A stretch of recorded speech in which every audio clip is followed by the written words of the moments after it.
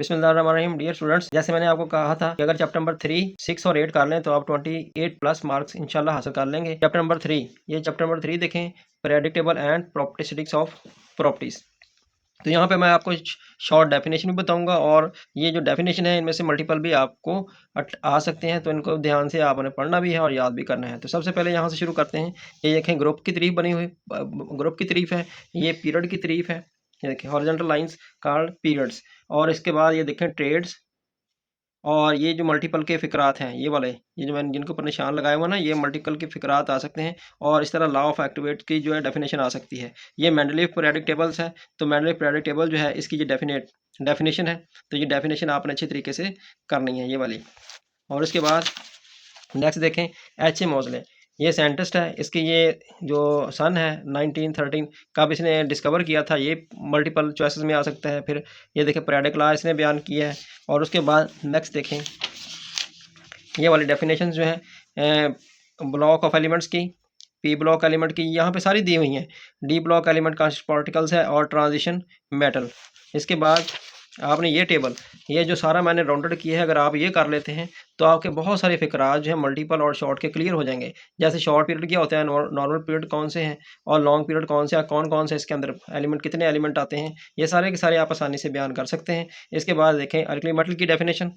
फिर ये transition element, ये बिल्कुल शॉर्ट सी तारीफ दी हुई है, ये भी आप लिख सकते हैं, ठीक है। और उसके बाद देखें एटॉमिक रेडियस, ठीक है। इसके रेडियस में एटम का साइज सिंगल 77 और डबल एटम का जो दो एटमों का जो फासला आता है 1.4 140 54 पिकोमीटर, ये वाला, ये आपने अच्छी तरह याद रखना है। और उसके बाद हम चलते हैं नेक्स्ट जी शील्डिंग इफेक्ट की तरफ। शील्डिंग इफेक्ट की डेफिनेशन आएगी, और ख़ास पर याद रखना है कि जो शील्डिंग इफेक्ट है, आयोनाइजेशन एनर्जी है, इलेक्ट्रॉन अफिनिटी वगैरह है, इनकी डेफिनेशन आपने अच्छी तरह करना। और एक बात का ख़ास ख्याल रखना है कि इसको हमने पीरियड और ग्रुप में लाजमी देखना है कि पीरियड और ग्रुप में इनकी क्या अहमियत है। ठीक हो गया। अच्छा जी, अब देखें यहाँ पे आयोनाइजेशन की डेफिनेशन है, और ये वाला फिक्रा, ये मल्टीपल एमसीक्यूज अक्सर बन जाता है कि एमसीक्यूज में ये आयोनाइजेशन एनर्जी, सोडियम की आयोनाइजेशन एनर्जी कितनी है, ठीक है। इसी तरह मैंने ग्रुप और पीरियड के अंदर बताया है कि ग्रुप और पीरियड के अंदर इनकी अहमियत आपने बयान करनी है, ये शॉर्ट आ जाती है। यहाँ पे देखें कि ये आयन इलेक्ट्रॉन अफिनिटी एफ, ये पूछ लेते हैं कि फ्लोरीन की इलेक्ट्रॉन अफिनिटी कितनी है।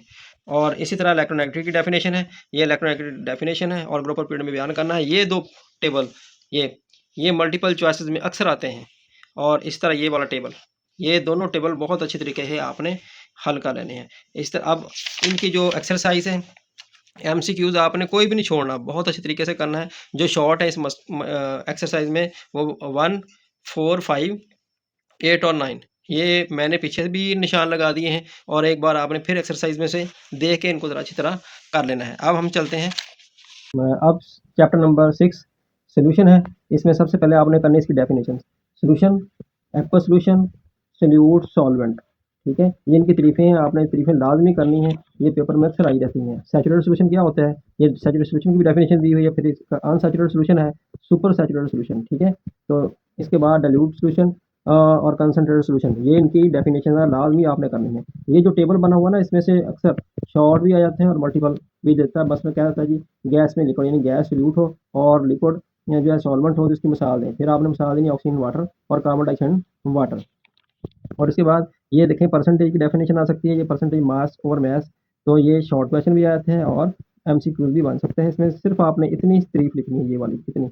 इस तरह परसेंटेज मैस ओवर वॉल्यूम, ये सिर्फ आपने इतनी डेफिनेशन लिखनी है इसकी, ठीक है। तो इसी तरह वॉल्यूम पर मैस और वॉल्यूम पर वॉल्यूम, या ये डेफिनेशन आपने कर लेनी है। मोलैरिटी की डेफिनेशन करनी है, ये वाला खास तौर पर ये मैंने पूरा निशान इसको कर दिया है, ठीक है। ये अक्सर जो है शॉर्ट क्वेश्चन बन के आ जाते हैं कि 1 मोलर सोल्यूशन कैसे तैयार किया जाता है। उसके बाद आप करेंगे ये सॉल्युबिलिटी की डेफिनेशन, और बार बार पूछ लेता है लाइक डिजॉल्व लाइक क्या होता है, पर ये आपने याद करना है। उसके बाद हम चलते हैं इधर, ये हीट इज ऑब्जॉर्व्ड डेफिनेशन, इसकी भी definition heat is given out और नो चेंज इन हीट, ये क्या है, इनकी डेफिनेशन और इनकी एग्जांपल ये याद करनी है। ये वाला comparison of solution, suspension and colloidal, ये तो आपने छोड़ना ही नहीं किसी सूरत भी। इनकी डेफिनेशन भी आती है, टेंडल इफेक्ट भी है, कोलाइडल भी है, और इसके अंदर एग्जांपल भी है। जैसे कहता है जी कि आप कोलाइडल की एग्जांपल दें, जेली, टूथपेस्ट, मिल्क, इंक, ये ब्लड, तमाम की तमाम इसकी जो है एग्जांपल है। ये हर सूरत आपने करनी है, इस तरह सस्पेंशन है, ठीक हो गया। तो अब इसकी एक्सरसाइज की तरफ जाते हुए पहले यहाँ पे ये जो आप येलो डब्बा सा देख रहे हैं, इसके अंदर सवालात हैं कुछ, तो इसके ऊपर मैंने निशाना लगा दिए। ये इसके अंदर से भी मिल जाएंगे आपको हलशुदा, और ये भी आपने एक बार एहतियातन देख लेने हैं।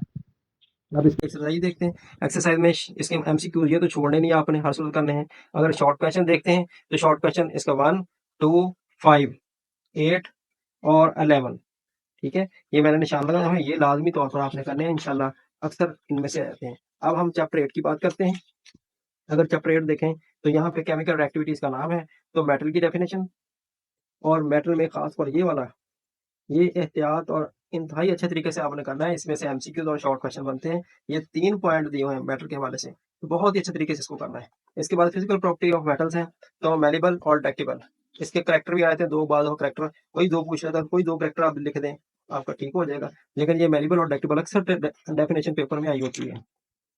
अब इलेक्ट्रोपॉजिटिविटी, ये देखें डेफिनेशन इसकी, ठीक हो गया। इलेक्ट्रोपॉजिटिविटी, ट्रेंड ऑफ इलेक्ट्रोपॉजिटिव क्या है, और यहाँ पे देखें ये वाला डब्बा, खास तौर पर ये वाला पूरे का पूरा, और ये एटमों के नीचे जो मैंने निशान लगाए हुए हैं, इनको इंतहाई गौर से पढ़ना है आपने। इनमें से बहुत सारे सवाल बन जाते हैं। यहाँ पे आए ये, तो ये जो यहाँ पे मैंने निशान लगाए हैं, इनके ये आपने याद कर लेने मल्टीपल चॉइसेस के लिए। यहाँ पे नीचे देखें, ये मैंने निशान लगाए हुए हैं, ये वाले, ये शॉर्ट क्वेश्चन बन सकते हैं इसमें से, ये वाले। इसके बाद यहाँ पे आए यूज़ ऑफ सोडियम, मैग्नीशियम और कैल्शियम। इनको तो किसी सूरत भी आपने छोड़ना नहीं है, लाजमी कोई ना कोई पेपर में लाजमी कोई ना कोई हिस्सा इसका बनता है। नोबल गैसेस क्या होती हैं, नोबल मेटल्स के हवाले से ये डेफिनेशन है इनकी, ठीक है। अगर आप इसको देखें, ये जो बॉक्स बना हुआ है, इस बॉक्स में और इस बॉक्स में, ये आपने याद करना है सिल्वर, गोल्ड और प्लाटीनियम। अगर इनको आपने अच्छी तरह तैयार करते हैं, इनको गौर से पढ़ते हैं, तो सारा का सारा जो बॉक्स जो है आपका हल हो जाएगा। इस तरह इस जो बॉक्स को, इसको भी बड़े गौर से देखना है, पढ़ना भी है, क्योंकि कैरेट की डेफिनेशन दी हुई है, अक्सर पेपर में आ जाती है गोल्ड के हवाले से। मकसद कहने का यह है कि सिल्वर, गोल्ड और प्लाटीनियम, इन तमाम धात को गौर से अगर ये पढ़ लेना, तो ये इंशाल्लाह ये आपके जो बॉक्स दिए हैं, ये आसानी से आप इनको सॉल्व कर लेंगे। फिर आगे बात करते हैं नॉन मेटल की। नॉन मेटल जो है ये क्या है, इनकी डेफिनेशन दी हुई है। यहाँ पे आ जाएँ तो नॉन मेटल की प्रॉपर्टी है, यानी हवा, पानी, रोशनी, सारी नॉन मेटल होती हैं। कोई भी आप 2 इसकी प्रॉपर्टी लिखते हैं, आपकी सही हो जानी है।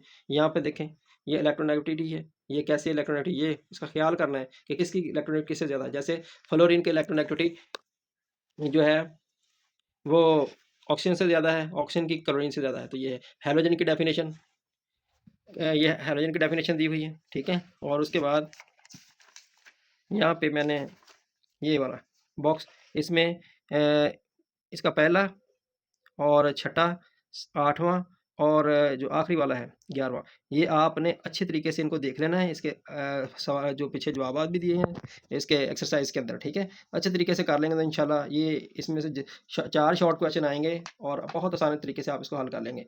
अगर हम इसकी एक्सरसाइज देखें, तो एक्सरसाइज में मल्टीपल चॉइसेस तो आपने करनी ही करनी है। साथ जो शॉर्ट क्वेश्चन जो इंपॉर्टेंट है ना, वो है 1, 4, 6, 7, 9 और 10। इस तरह 15 और 17 ये इंतहाई इंपॉर्टेंट है, यानी कि कह लें कि पेपर में आने वाले हैं, इनको मिस नहीं करना, हर सोचा करना है।